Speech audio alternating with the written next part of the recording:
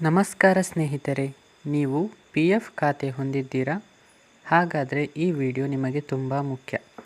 ಯಾಕಂದರೆ ಕೇಂದ್ರ ಸರ್ಕಾರವು ಪಿ ಎಫ್ ಹಣ ಹಿಂಪಡೆಯುವಿಕೆ ನಿಯಮಗಳಲ್ಲಿ ಭಾರೀ ಬದಲಾವಣೆಗಳನ್ನು ಮಾಡಿದೆ. ಹೌದು, ಈ ಪಿ ಎಫ್ ಯೋಜನೆ 2026ರ ಅಡಿಯಲ್ಲಿ ಇನ್ನು ಮುಂದೆ ಯಾವಾಗ ಬೇಕೆಂದರೆ ಆವಾಗ ಪಿ ಎಫ್ ಹಣವನ್ನು ಡ್ರಾ ಮಾಡೋಕ್ಕೆ ಆಗಲ್ಲ. ಕೆಲವು ನಿಯಮಗಳು ಕಠಿಣವಾದರೆ ಇನ್ನು ಕೆಲವು ನಿಯಮಗಳು ಉದ್ಯೋಗಿಗಳಿಗೆ ಲಾಭ ತಂದಿವೆ. ಆ ಕಂಪ್ಲೀಟ್ ಡೀಟೇಲ್ಸ್ ಇಲ್ಲಿದೆ. ವಿಡಿಯೋವನ್ನು ಕೊನೆ ತನಕ ಮಿಸ್ ಮಾಡದೆ ನೋಡಿ. ಸ್ನೇಹಿತರೆ, ಮೊದಲನೆಯ ಮತ್ತು ಅತಿ ಮುಖ್ಯವಾದ ಬದಲಾವಣೆ ಅಂದರೆ ಪಿ ಎಫ್ ಲಿಮಿಟ್. ಹಿಂದೆ ನೀವು ಅನಾರೋಗ್ಯದ ಕಾರಣ ನೀಡಿ ವರ್ಷದಲ್ಲಿ ಎಷ್ಟು ಬಾರಿ ಬೇಕಾದರೂ ಪಾರ್ಷಿಯಲ್ ವಿತ್ಡ್ರಾಲ್ ಅಂದರೆ ಭಾಗಶಃ ಹಣವನ್ನು ಹಿಂಪಡೆಯಬಹುದಿತ್ತು. ಆದರೆ ಇನ್ನು ಮುಂದೆ ಯಾವುದೇ ಸಾಮಾನ್ಯ ಕಾರಣಕ್ಕೆ ವರ್ಷಕ್ಕೆ ಗರಿಷ್ಠ 2 ಬಾರಿ ಮಾತ್ರ ಹಣ ತೆಗೆಯಬಹುದು. ಒಂದು ವೇಳೆ ಗಂಭೀರ ಆರೋಗ್ಯ ಸಮಸ್ಯೆಯಾಗಿದ್ದರೆ ವರ್ಷಕ್ಕೆ 3 ಬಾರಿ ಮಾತ್ರ ಹಣ ಪಡೆಯಲು ಹೊಸ ನಿಯಮದಲ್ಲಿ ಅವಕಾಶ ನೀಡಲಾಗಿದೆ.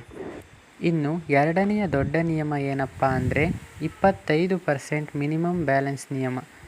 ನೀವು ನಿಮ್ಮ ಅಗತ್ಯಗಳಿಗಾಗಿ ಪಿ ಎಫ್ ಹಣವನ್ನು ಎಷ್ಟೇ ವಿತ್ಡ್ರಾ ಮಾಡಿದರೂ ಸಹ ನಿಮ್ಮ ಒಟ್ಟು ಖಾತೆಯಲ್ಲಿರೋ ಹಣದಲ್ಲಿ ಕನಿಷ್ಠ ಶೇಕಡ 25ರಷ್ಟು ಹಣವನ್ನು ಖಾತೆಯಲ್ಲೇ ಕಾದಿರಿಸಬೇಕು. ಅಂದರೆ ನಿಮ್ಮ ಪಾಲು, ಕಂಪನಿಯ ಪಾಲು ಮತ್ತು ಅದಕ್ಕೆ ಬಂದಿರುವ ಬಡ್ಡಿ ಎಲ್ಲವೂ ಸೇರಿ ಕನಿಷ್ಠ 25% ಹಣ ಪಿ ಎಫ್ ಖಾತೆಯಲ್ಲಿಯೇ ಉಳಿಯಬೇಕು. ನಿಮ್ಮ ನಿವೃತ್ತಿ ಜೀವನದ ಭದ್ರತೆಗಾಗಿ ಈ ನಿಯಮ ತಂದಿದೆ.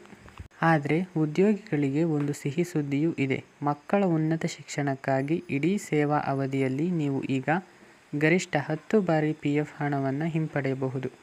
ಹಾಗೆಯೇ ನಿಮ್ಮ ಸ್ವಂತ ಮನೆ ಖರೀದಿ, ನಿವೇಶನ ಖರೀದಿ ಅಥವಾ ಗೃಹ ಸಾಲದ ಮರುಪಾವತಿಗಾಗಿ ಇಡೀ ಸರ್ವಿಸ್ನಲ್ಲಿ ಗರಿಷ್ಠ 5 ಬಾರಿ ಹಣ ತೆಗೆದುಕೊಳ್ಳಲು ಅವಕಾಶ ನೀಡಲಾಗಿದೆ.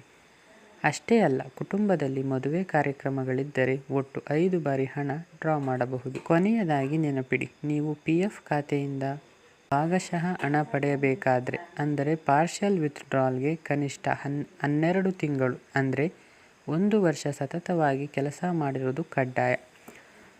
ಇದಿಷ್ಟು ಕೇಂದ್ರ ಸರ್ಕಾರದ ಇ ಪಿ ಎಫ್ 2026ರ ಹೊಸ ನಿಯಮಗಳ ಮಾಹಿತಿ.